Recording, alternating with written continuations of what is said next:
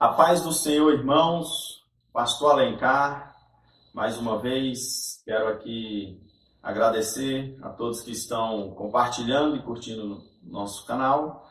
E eu estou aqui mais uma vez para mais uma videoaula do nosso canal Didaquê. E na lição de hoje nós queremos continuar trabalhando com a revista Atualidade Cristã. E o tema de hoje é as duas testemunhas do Apocalipse.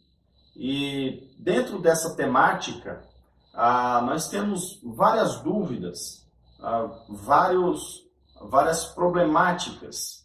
E é dentro disso que a gente quer tentar caminhar. Por exemplo, quem serão essas testemunhas? Ou, de fato, serão realmente pessoas? Duas pessoas, conforme dizem toda a sua literalidade textual, ou há ali um simbolismo do que pode vir a ser? Então, a gente tem essas problemáticas, e se tratando em sendo duas pessoas, quem serão? Há muitos que afirmam que pode ser Elias, que podem ser Moisés, pode ser Enoque, né? E por aí vai. Agora, será que nós realmente podemos afirmar que é Elias, Moisés e Enoque?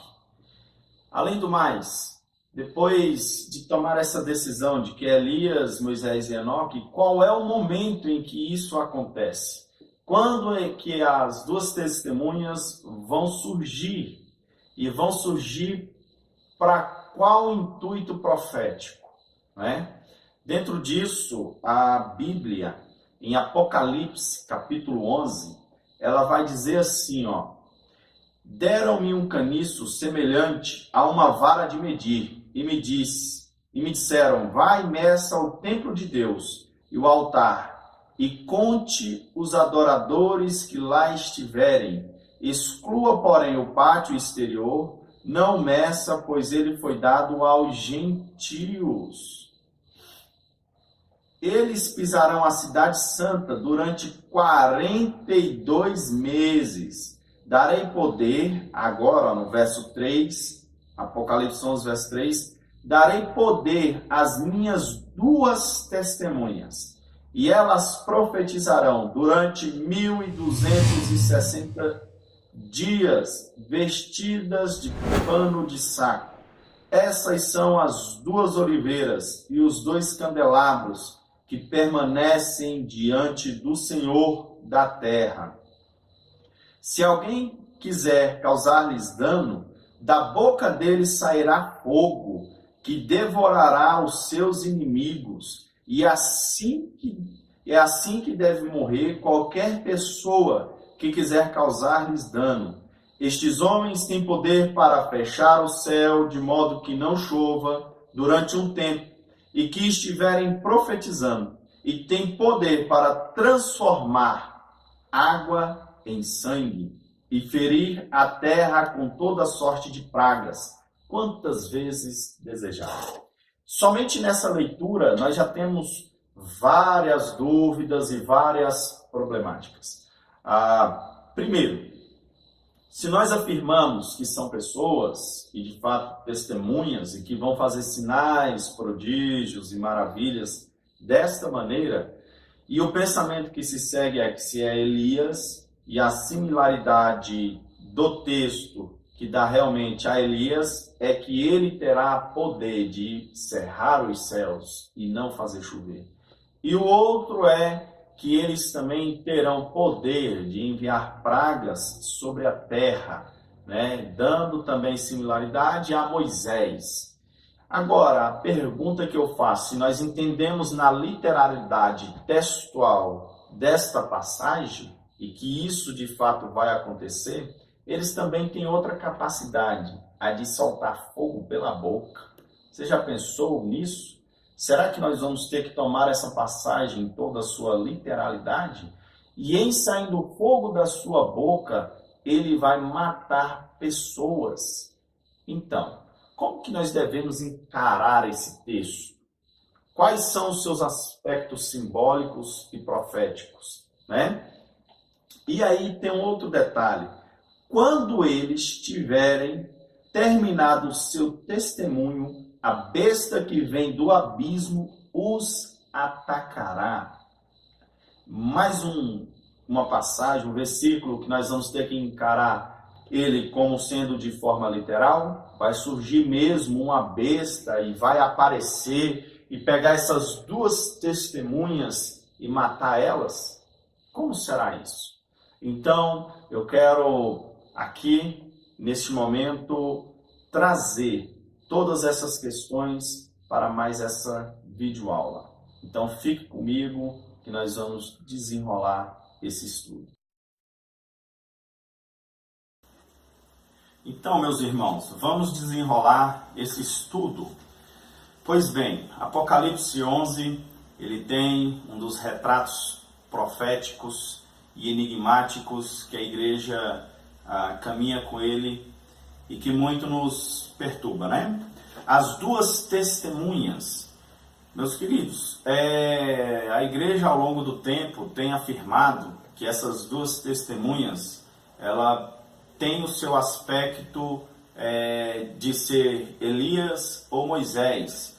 E aí os irmãos talvez perguntam, mas da onde tiraram essa ideia? Essa ideia, ela surge justamente a partir do verso 6, que diz assim, ó: estes homens têm poder para fechar o céu, de modo que não chova durante o tempo que estiverem profetizando.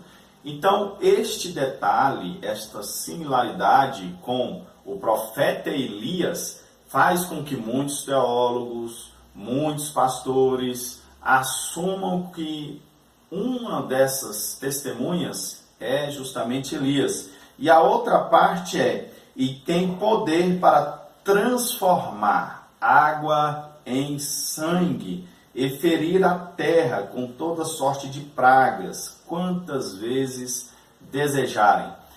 E essa outra similaridade se parece com Moisés e as pragas e transformar o rio em sangue, né? Então, por isso, muitos têm falado que essas duas testemunhas Elias e Moisés. Mas também não somente a eles, né? Tem associado a essas duas testemunhas a Josué e a Zorobabel, a esses profetizados em Zacarias. Então, essas pessoas, ou esses teólogos, têm afirmado que seriam essas duas testemunhas, exercerão o seu poder. Eu, sinceridade, se tratando em ser duas pessoas, eu tenho minha dificuldade de ter essa manifestação, não que Deus não possa fazer, de trazer Elias e Moisés novamente para exercer trabalho profético na terra, né? Agora com uma nova roupagem, né? Por que eu tenho essa dificuldade? Eu tenho essa dificuldade porque uma das afirmações de Jesus, Mateus 11:14, eu vou ler aqui para os irmãos, ela diz assim, ó, Mateus 11:14.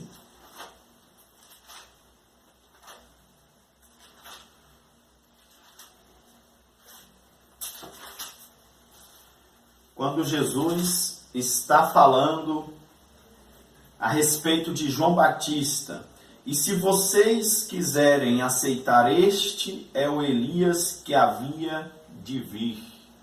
Então, não que eu esteja declarando aqui que João Batista era Elias, ou que Jesus esteja declarando que João Batista era Elias. Pelo contrário, a ideia, tanto na fala de Jesus, quanto no texto de Apocalipse, a ideia de que haja uma personificação ou um tipo, né, de pessoa, né? Jesus está olhando para Elias, para João Batista e declarando: este é Elias. Então não tem ninguém na face da terra que tenha maior autoridade para dizer ou para declarar que aquele era o Elias que Israel esperava. E aí, depois de Jesus dizer isso, e nós entendemos que esse Elias mais é um tipo, né? Uma tipificação, uma personificação, A partir daí eu não entendo que novamente descerá Elias e Moisés ou qualquer um outro dos profetas para exercer trabalho na terra novamente. Porque também eles pensam assim? Porque tem aquele argumento de que Elias não morreu, né? Aí Elias e nem Enoque morreu, porque eles foram trasladados, né? Um foi levado em redemoinho de fogo, carruagem de fogo e por aí vai, e o outro Deus tomou para si, né? Então, a grande teologia, nesse sentido, ela diz que esses não morreram, meus irmãos, mas aqui nós devemos entender que eles não provaram o tipo de morte que todos nós provamos. Eles não provaram um tipo de morte comum a todos nós.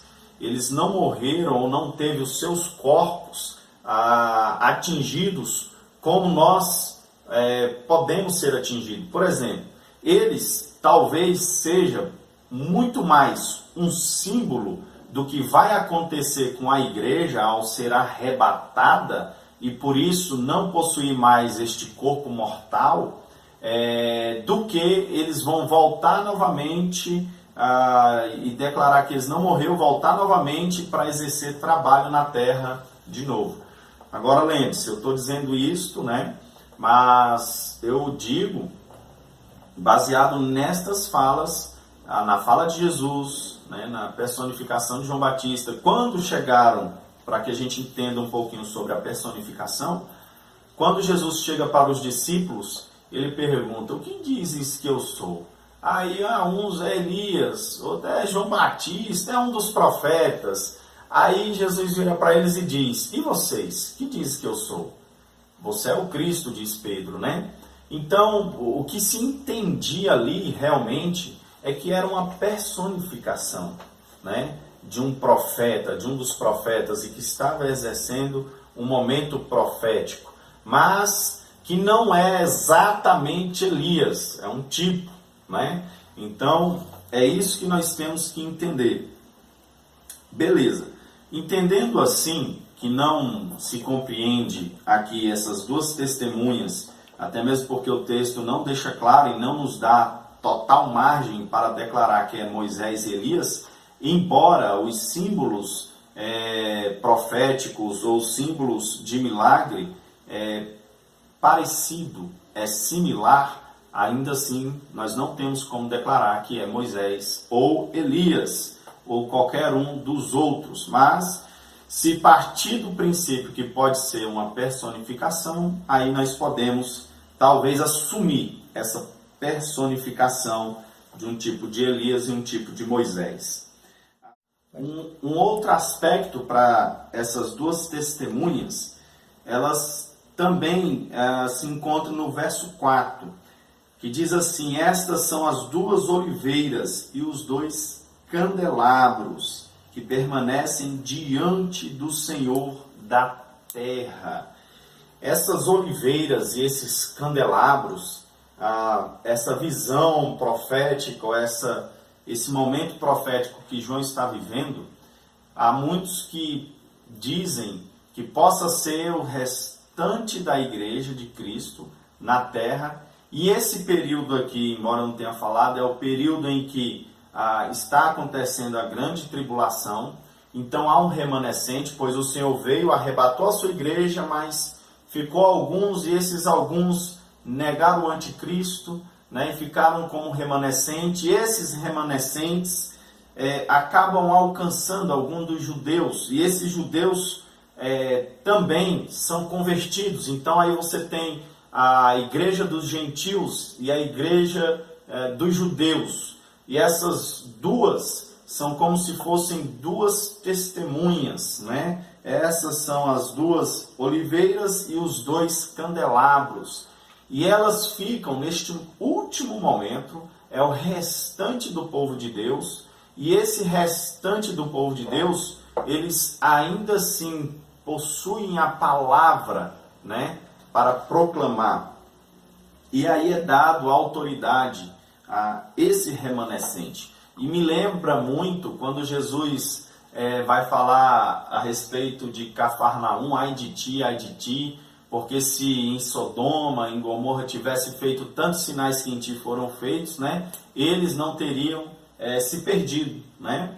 Então, os sinais nos últimos momentos da história da humanidade, nós podemos dizer que vão vir acompanhado na igreja de tal maneira, né, que o povo irá temer mais um pouco, né, e muitos vão se somar ao número dos salvos, né, que me lembra também aquela passagem que os santos estão debaixo do trono de Deus, dizendo: Senhor, Senhor, até quando não nos vingará, né? Já estão ansiosos pela reta justiça sobre aqueles que exerceram crueldade sobre eles. E aí a resposta que vem é: até que se cumpra o número dos salvos, né? Os salvos que estão na grande tribulação. Então esses salvos estão neste momento exercendo também prodígios e maravilhas. Um outro detalhe em relação a essas duas testemunhas é justamente no verso 5. Se alguém quiser causar-lhes dano, da boca deles sairá fogo que devorará os seus inimigos. Irmãos, nós temos uma dificuldade gigantesca justamente de entender aquilo que é símbolo e aquilo que é real, né? Porque se você parte para entender esse texto em toda a sua parte literal, e tendo como real tudo que você está lendo, então agora, nesse momento, essas duas testemunhas, elas têm poder, né, de sair fogo da boca. E com esse fogo matar os seus inimigos, né? Então, você tem aqui dois personagens com poderes extraordinários, o qual nunca houve na face da terra, né? Nenhum outro soltou o fogo da boca, mas agora, aqui neste momento, esses personagens soltam o fogo da boca. Eu também tenho outra dificuldade de entender essas duas testemunhas soltando o fogo da boca, né? Me parece ser algo surreal, né? Sinceridade. Não consigo compreender dessa forma, não consigo entender isso como sendo literal, né? E uma parte que me apoia nas Escrituras é que este momento aqui, esta palavra, ela é associada a Jeremias. Jeremias, no seu capítulo, eu vou abrir aqui, eu deixei separadinho aqui, no capítulo 5, no verso 14, diz assim, ó: portanto, assim diz o Senhor dos Exércitos, porque falaram essas palavras, farei com que minhas palavras em sua boca sejam fogo, e este povo seja lenha, que o fogo consome. Verso 15, ó comunidade de Israel. Então, na verdade, Deus está dando uma autoridade para Jeremias, e Jeremias está tendo essa autoridade de tal maneira que ele vai proferir palavras que serão como fogo e que iria consumir quem as escutasse, né? E nós entendemos que nenhuma palavra que Jeremias deu ou falou saiu matando, né? E as pessoas, e queimando as pessoas. Antes, pelo contrário, a palavra dele que ele proferia, ela era contra as atitudes do povo de Deus. Ela era contra a atitude daquele povo que estava ouvindo, e aquilo os consumia, porque eles não queriam aquele confronto, eles queriam exercer as suas vontades, né? E aquilo os consumia de tal maneira que eles é quem subjugou Jeremias. Já pensou nisso?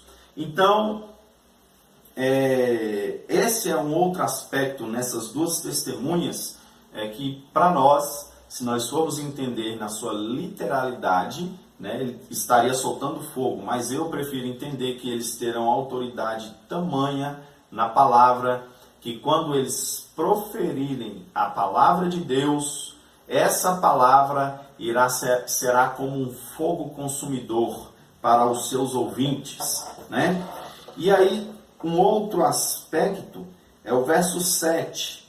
Quando eles tiverem terminado o seu testemunho, a besta que vem do abismo os atacará.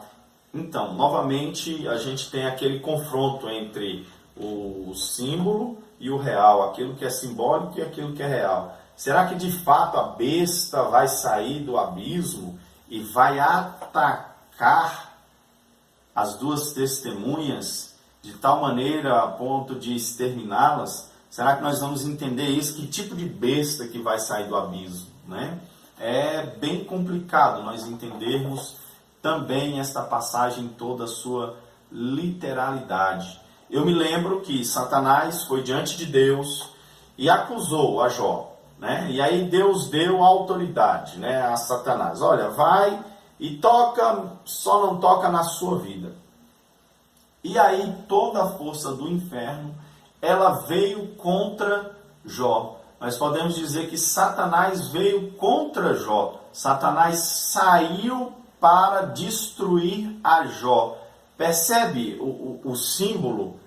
Percebe a ideia como é parecida? Satanás vai para destruir a Jó, né? Mas nós sabemos que quem aparece para destruir a Jó são guerreiros, é fogo que cai do céu, é redemoinho, né? Então, são os aspectos naturais da vida e da sociedade que acabam atingindo a vida de Jó, né? Então, eu prefiro entender também mais essa parte como sendo símbolo.